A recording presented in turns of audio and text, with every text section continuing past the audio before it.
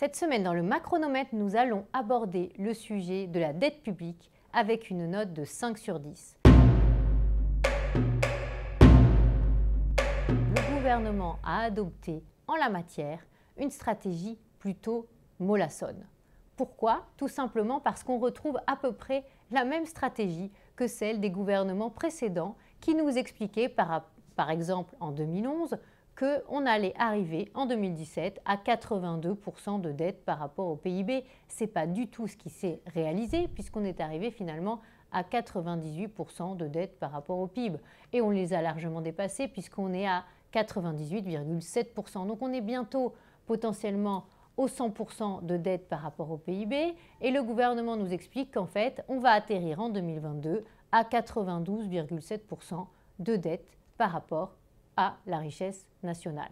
Comment compte-t-il y arriver? Notamment avec une croissance un peu soutenue à 1,7%.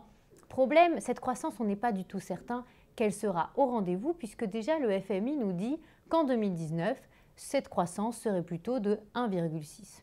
Si jamais on se projette, on se rend compte que la dette en valeur, elle va augmenter sur ce quinquennat de 218 milliards d'euros entre 2017 et 2022 et que donc si la croissance n'est pas au rendez-vous, la richesse nationale ne grossissant pas plus que ça, on aura une dette par rapport au PIB qui va continuer d'augmenter bon an mal an. Le Sénat a fait des scénarios avec une croissance un peu plus faible que celle du gouvernement et on voit qu'on sera rapidement à plus de 99% de dette par rapport à la richesse nationale. C'est inquiétant parce qu'en réalité, on voit qu'il n'y a pas de redressement, qu'on va continuer potentiellement à augmenter la part de dette dans la richesse nationale.